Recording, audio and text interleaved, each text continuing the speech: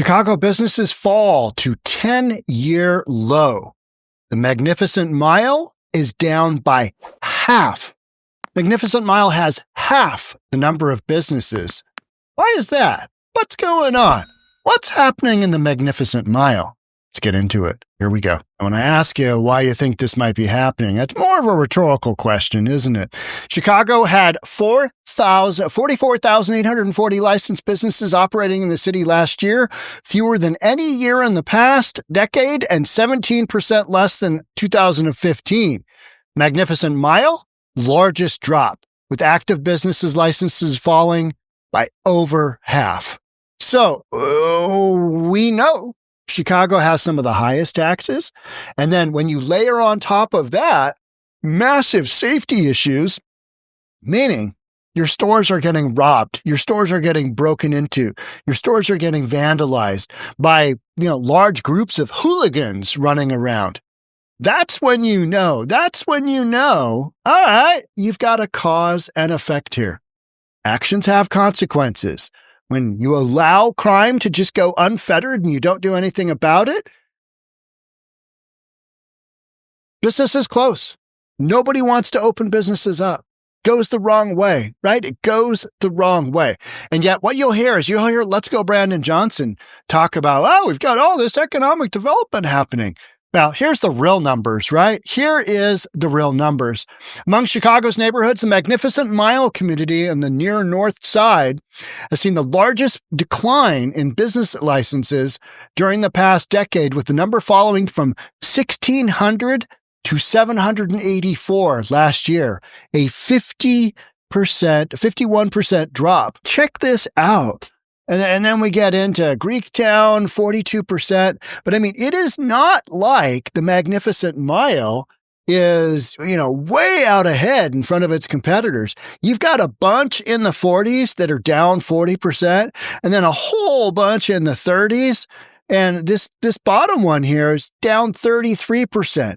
So, almost every community is losing its ability to attract new business or keep the ones that are already there.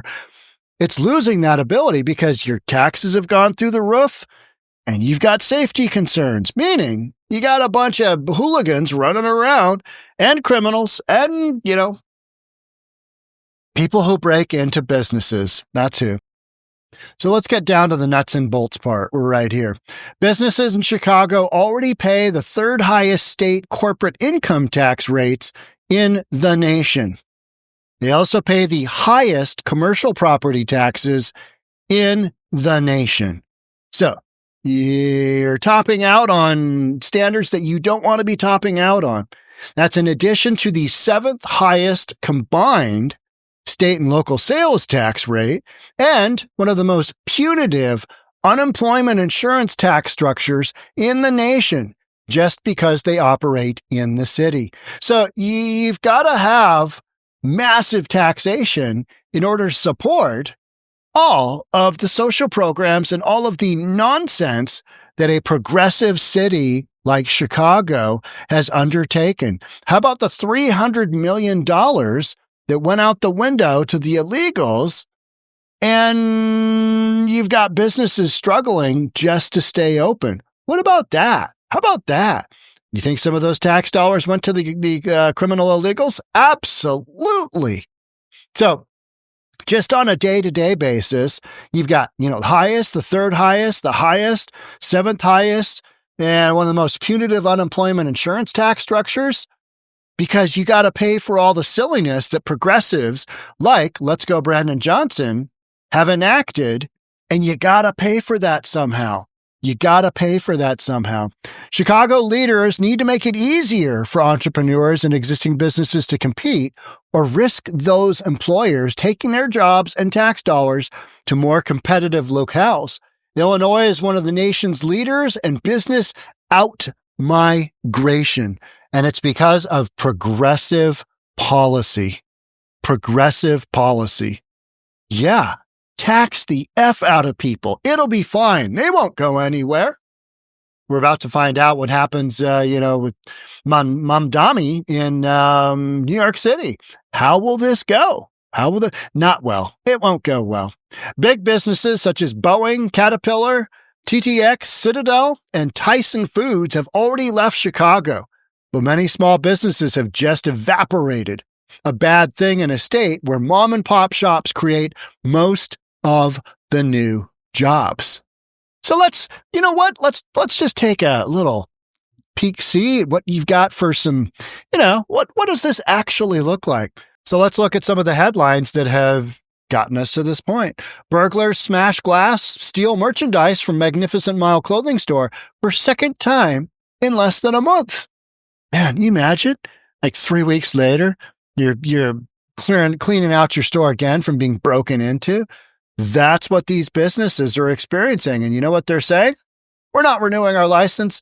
And new business owners are saying, we're not going there. That ain't happening. Not like that. Let's just keep going, though. That's just, so you don't think it's a one-off. Louis Vuitton on Chicago's Magnificent Mile, robbed in middle of day, said the police. Robbed in the middle of the day. We just had one of those here in Seattle. We had a jewelry store in West Seattle, robbed in the middle of the day. The chief of police, Sean Barnes, he was nearby, eating with the security detail. Hey, what are all the sirens for? Boy, there are a lot of police around here. What are my guys doing here? Oh, robbery. Right there. One of those kind of deals, right? That's when you know when it's in the very middle of the day and there's just an open robbery. It means they don't have any respect for the law. They know that their chances of getting caught are slim to none. And if they do get caught, you're going to have some judge just say, well, let's get you an ankle bracelet and have you do a little bit of time at home. And other than that, try and be a better individual out there. Maybe try not to break into stores anymore. Guy's got 85 felony convictions for breaking and entering. And just some absolute nutso stuff, right? Shenanigans, day in and day out. Let's keep going, though.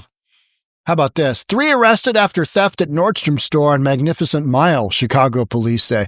There is story after story after story after story that all basically get into this.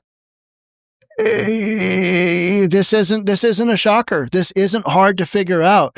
And yet, what you're going to hear and what you're hearing from the media is, hey, crime levels are down. Violent crime is down. Violent crime is down. Violent crime is down. Well, what's happening with the businesses? Well, they're leaving, Sean. Well, why are they leaving? Oh, because of nonsense like this, because of shenanigans like this. That's the beauty of the whole actions have consequences deal, right? I mean, it's so cause and effect.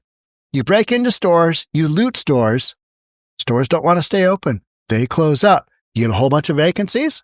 Neighborhood goes to crap, right? And that's what you've got going on right now with the Magnificent Mile. Magnificent Mile, it's like, wow, there's some real shopping opportunity here.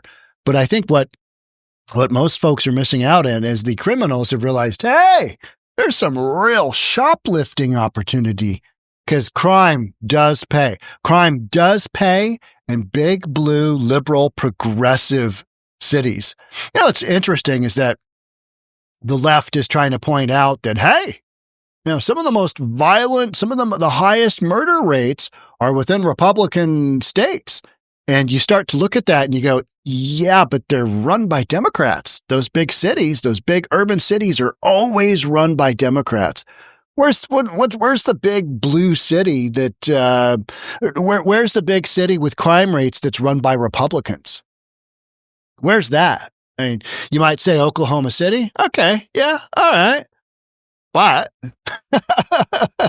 happens in some pretty specific neighborhoods, doesn't it? Chicago, you got crime, you got murder happening, just smattering of murders all over. Those numbers may be coming down, but the proof of the pudding is, are businesses hanging in there? Are businesses opening up more? Is that a thing? Is that happening? And the answer is no. And what do we have on the horizon? What is going to lower the tax rates? Nothing. They're going to go up. They're going to go up because now you've got less businesses, you've got less tax revenue, and you've got more programs because you've got decisions like, hey, let's be a sanctuary city. Let's virtue signal Chicago as a sanctuary city. It should work out just fine, right? And you got what, $1 billion hole, budget hole? You got a massive, massive $1 billion budget hole, at $1.2 billion, something like that. And Let's Go Brandon Johnson has basically stated that we're not going to raise taxes because he got blown out of the water the last time he tried to raise taxes, $300 million. He campaigned on no new taxes. And yet, Let's Go Brandon. I mean, he is not the sharpest tool in the shed, is he? So moving forward, what does Chicago's outlook look like? So let's, in the face of this going on, right? Let's hear what Let's Go Brandon Johnson has to say. Let's pick out some talking points here from Let's Go Brandon Johnson. Let's see what his approach might be, knowing that he is losing his tax revenue. He can't really increase people's property taxes because, man, they're already high. So what's he going to do? Here we go. Top of mind for many Chicagoans, the budget. The city is facing a $1 billion budget shortfall. Property taxes, you said recently, you are not planning to raise property taxes. So where's the money going to come from? Well, first of all, that's correct. I'm not going to propose a property tax increase in my budget. I'm going to put forth a budget that reflects the values of working people. Progressive revenue is what we're going to fight for. What does that mean, Mayor, by the way? Progressive revenue. We've heard it quite a bit lately. Mm-hmm. Well, it's basically revenue that challenges the ultra rich and our larger corporations to put more skin in the game. Look, we've had budgets. Put more skin in the game. Higher taxes, high worth individuals, higher taxes for big corporations. What happens when you do that? Businesses leave. What have we already determined? Businesses are already leaving. So you might as well just pull out that gun and shoot yourself right in the foot, because that's what you're doing. That is literally what you're doing in real time, but he doesn't have any other choice. His constituency says, oh yeah, you're blue. You are a Democrat. I will vote for you. Boop. And Let's Go Brandon Johnson is doing his absolute best, as are most big Democrat-run cities, at pushing out business one way or the other. And Brandon Johnson is not, he's not even hiding the fact that he's going to take more money from businesses. And how is that going to go? Is that going to make businesses want to open up in Chicago? No. You're going to have the exact same continuation of businesses leaving, and population leaving Illinois, leaving Chicago, and going elsewhere, going to Texas, going to Florida, going to Idaho, going to wherever you don't have these circumstances happening. That have been balanced off the backs of working people, our police officers, firefighters, teachers, bus operators, childcare workers. That's not a sustainable approach to build a safe, affordable city. And so what I'm going to do is work with city council to ensure that the progressive revenue that speaks to those who have means to put more skin in the game, so that we can continue to make those critical investments to drive down violence in the city of Chicago. 30% reduction in homicides, 38% reduction in shootings, 38% reduction in shooting victims, 34% reduction in robberies. All of these investments are leading us towards a safe, affordable big city, and we cannot afford to go back. Does that progressive revenue generate $1 billion, though? Well, we're certainly going to look at every single aspect, right? It's not just about the revenue, right? It's also about how government can be more productive. And I'm going to look into means in which we can modernize our budget system so that we can save taxpayer dollars. But look, make no mistake about it. If we're going to continue to build more affordable homes, which we're on pace to build at least 10,000 within the next couple of years, if we're going to continue to drive violence down in the city of Chicago, we're going to have to invest in people. Furloughs and layoffs on the table here? No. Look. Not at all. Look, cutting from our police and fire is just not something that I believe working people will tolerate. You know, cutting the critical services that the people rely upon in this city is just not something that we should do. I'm going to put forth a budget that reflects the values of working people. Look, growing up in a family of 10, a middle child, working class family where ends struggle to meet week to week, we have to ensure that a safe, affordable city invests in people. That's why we invested in youth employment. 29,000 young people have. You know, all I want to say is, how's that working out for you there? Let's Go Brandon Johnson.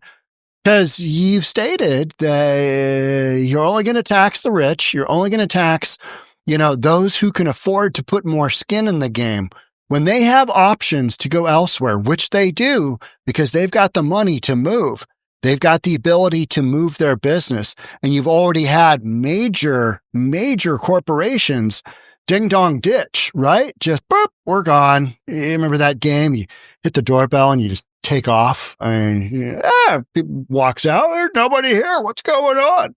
Well, businesses aren't doing exactly that, but they are ditching.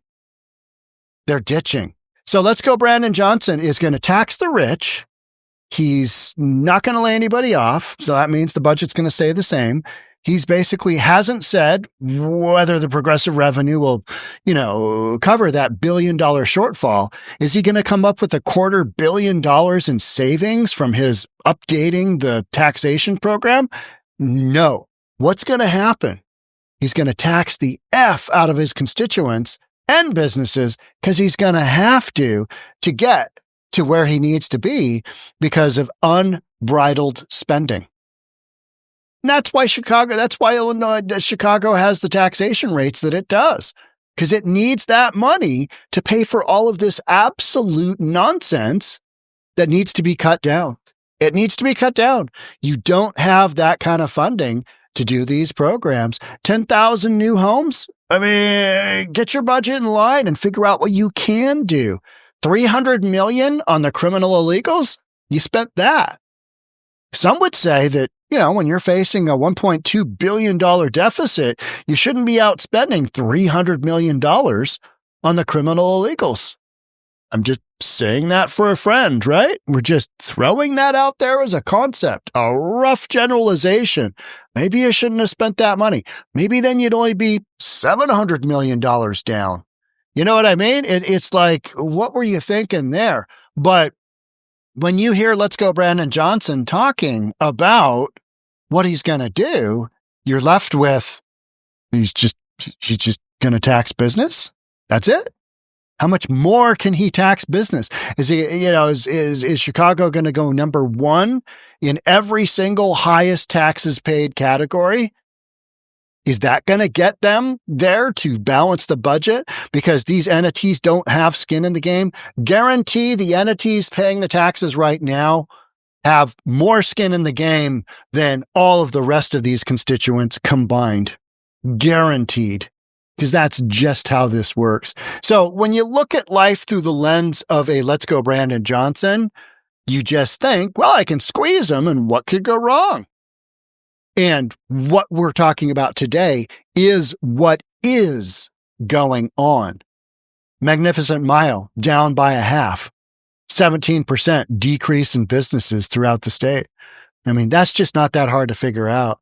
And that is before addressing $1 billion deficit. So this isn't going to go well. There is no chance for this to go in a more positive direction, and never mind the outmigration of population in general. You've got some massive outmigration happening in California, massive outmigration happening in New York, and you've got big in-migration happening in Florida and Texas. That's what all that redistricting stuff is happening. And the big blue Democrat states have already redistrict themselves so many times that state like California, unless they change things up from a legal standpoint, they're not going to be able to do that. So it'll be really interesting to see what happens. But a guy like Let's Go Brandon Johnson, he is just running his city into the ground because that's all he really knows how to do. That's all he really knows how to do. He doesn't have the ability to make the hard cuts that he needs to not tax businesses, to put businesses in a situation where they're able to actually flourish instead of just being strangled by overregulation and taxation. We've seen what happens in Seattle when tax Amazon is a way for the city to meet its budget. You can tax big entities like Amazon, but they're going to say, yeah, we're looking into a second headquarters. Seattle, you ain't it. And they're going to look at other New York City. AOC just basically said, no, we don't want you. We don't like big business. No thanks. You've got some real issues like that going on. And for Chicago, they're just bleeding business out, because why wouldn't they? What business wants to be robbed once by people literally breaking into their store, and then a second time by taxation? Yeah, they don't want to. So expect this trend to continue, especially considering what's on the horizon for how Chicago is going to balance its budget on the backs of those who already have the most skin in the game. But from an optics standpoint, hey, let's just have them pay more. What could go wrong? Well, make sure you're subscribed, hit that notification bell, because we're going to be telling you podcast after podcast after podcast what has gone wrong. Not what could go wrong, what has gone wrong. Thanks for joining, and I'll see you on the next episode. Bye for now.